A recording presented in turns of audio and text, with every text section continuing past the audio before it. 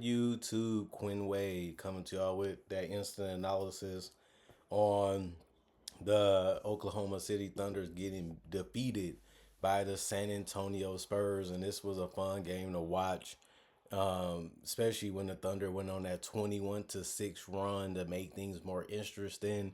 When it seemed like the game was going to fall in the laps of the Spurs, but it obviously didn't happen for the Thunder. They ended up coming up short, even though they got a couple steals and they made some things happen and they knocked down some shots to be able to put themselves in striking distance to be able to win this game. Potentially, it ultimately didn't go that well for them as the Spurs win 110-104. The Thunder fall to 11-4. The Spurs go to 7-8. The Thunder did lead in the first quarter 35-32. The Spurs took the lead in the second quarter with a 28-22 second quarter, and they really opened up the bleeding with a 33-20 third quarter. But the Thunder did have a 27-17 fourth quarter that gave them that chance, and ultimately it wasn't enough for them to be able to win, as the Spurs was able to hold on to the lead and hold them off. And that's all they needed to do at that point in the fourth quarter, was let the time become their enemies.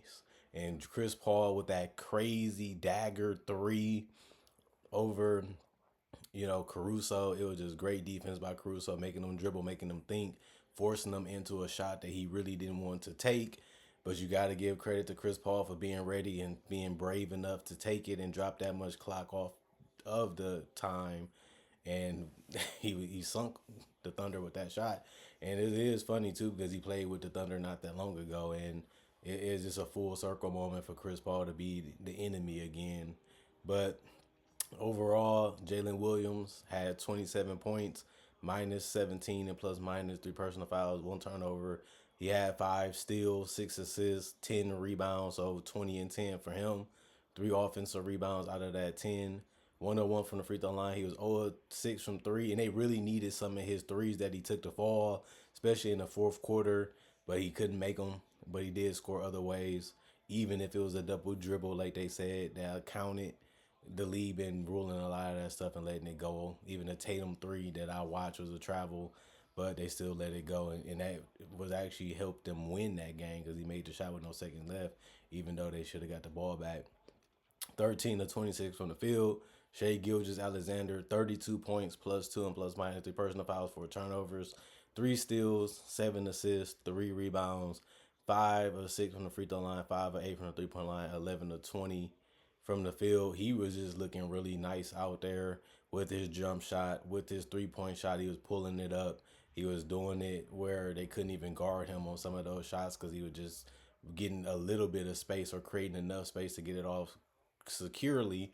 And that's all the space that he needed. And then if he didn't do that, he was getting all the way to the basket or getting to that pull up mid range or that sliding mid range shot, which is a tough shot to defend because he's coming straight at you and he's stopping on a dime and putting you in a tough position to pick your poison.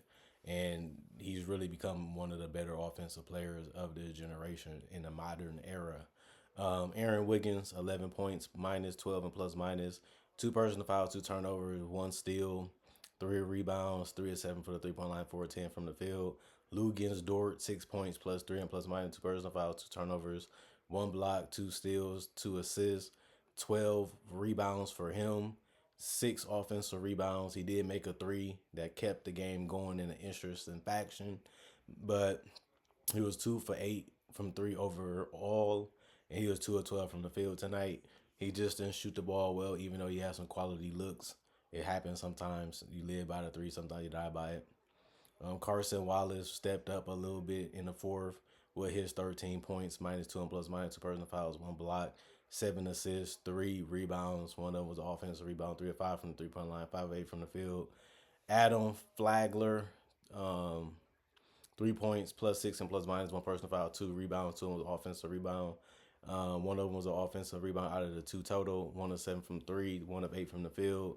Dylan Jones, 3 points, plus two and plus minus two personal foul, one turnover, six rebounds. Two of them was offensive rebound, 1 of 3 from the 3-point line, and that was his only attempts. No free throws. Mavely Leons played on the court, but he didn't play a full minute, so he didn't do much because of that. Zhang played 3 minutes and he did get one rebound, plus two and plus minus. He didn't do much after that, and he didn't score. Kendrick Williams, 14 minutes. He did go to a 5 and 0 3 from the 3 point line, two rebounds, one personal foul, minus 16 and plus minus, 4 points. Alex Caruso played 26 minutes, but he was 1 of 7 from the field and 0 of 5 from three. He did get 5 rebounds, 1 assist, 3 steals, 2 blocks, and 1 turnover, minus two and plus minus, and 2 points. He really did help, make the team feel like they can make a comeback, even though he did miss some shots in that stretch, but his defense allowed, them to have some extra possessions. AJ Mitchell, 101 from the field. It was three point shot, 1 assist, 1 steal, 2 turnovers, 2 personal foul, plus four, plus minus 3 points. The rest of the guys did not play coach's decision, or they was already ruled out before the game because of an injury. 41 of 100, 41% from the field, 16 of 53, 30% from three, and 6 of 7 from the free throw line. That's 85%.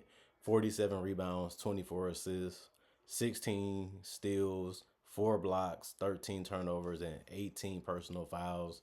And then the San Antonio Spurs, they missed a lot of players tonight. I don't really have to name them because the Spurs fan are some of my biggest fan base that I have on my channel, so they already know what it is. But Zach Collins with the dagger three to sink the Thunder chances of coming back. And he had 12 points, one personal foul, one turnover, one block, one steal, 3 assists, 7 rebounds, 1 of 1 from the free throw line, 1 of 2 from three, 5 of 7 from the field. Champagnie, 12 points, minus 5 and plus minus, two personal fouls, 3 turnovers, one block, 2 steals, 7 rebounds. Two of them was offensive, 2 of 7 from the 3 point line, 5 of 11 from the field. Harrison Barnes, 20 points, plus 17 and plus minus, 1 steal, 2 assists, 8 rebounds. Two of them was offensive, 5 of 8 from the free throw line, 3 of 7 from the 3 point line, 6 of 13 from the field. Chris Paul, 14 points, 11 assists, so a double-double for him. -7 and plus minus, two personal foul, 4 turnovers, 5 rebounds, 4 of 7 from three, 5 of 10 from the field. Stephon Castle, 10 points, 8 assists. He did have 7 turnovers, and a lot of them was when it was crunch time, and you don't really want to see that. But he's going to learn from the mistakes, and it was interesting to see them keep him on the court anyway.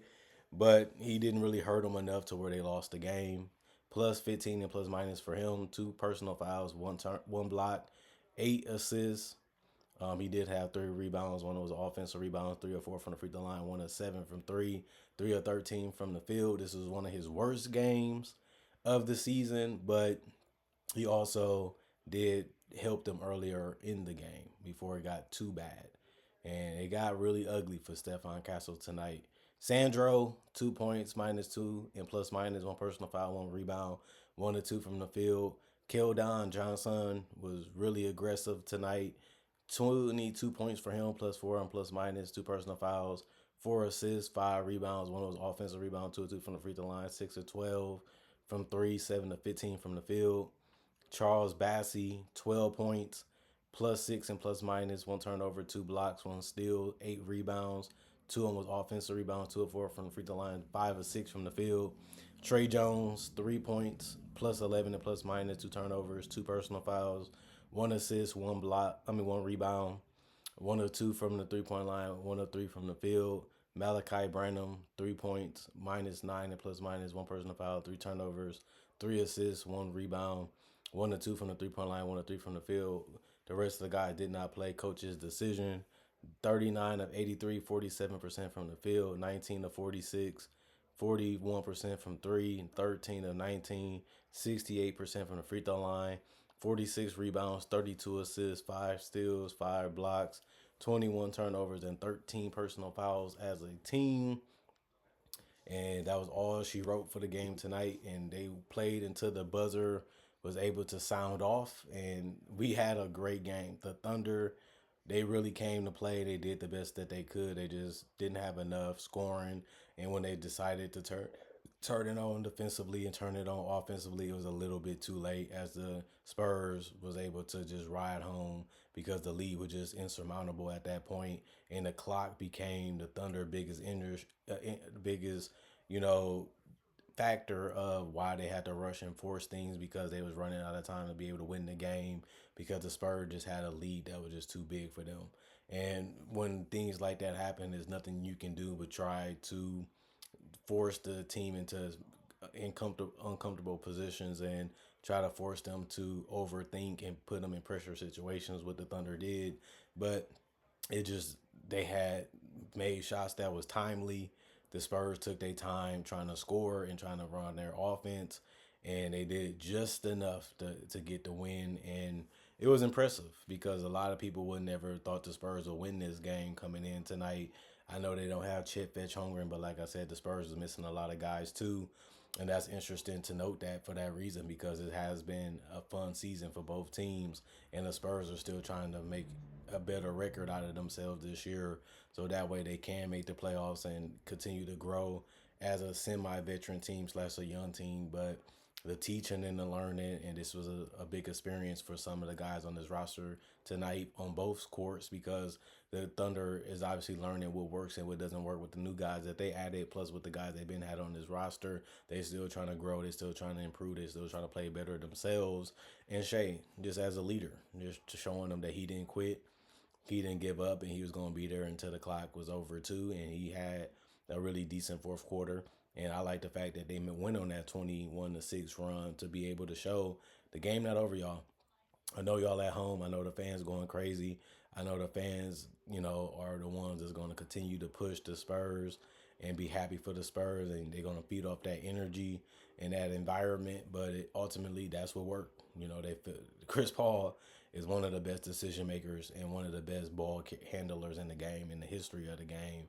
And for him to hit that three, and for him to believe in Zach Collins to hit another one, them are some tough shots to make, especially when the pressure is on you to make shots.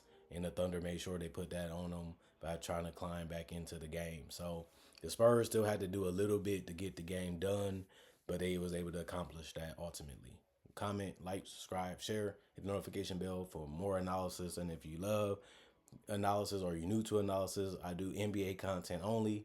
I do regular analysis on current legends, past legends, current rookies, and current players in general. I also do conversation of variety just like this, and they also go in a different way. So if you like this type of content, check out my channel. It might be the perfect channel for you, especially if you love hoops.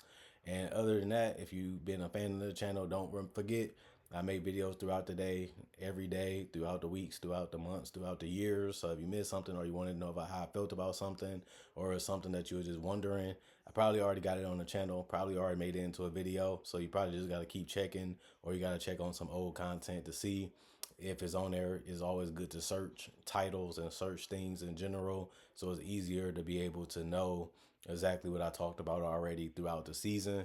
Other than that, I'll see you guys later with more analysis, hopefully today.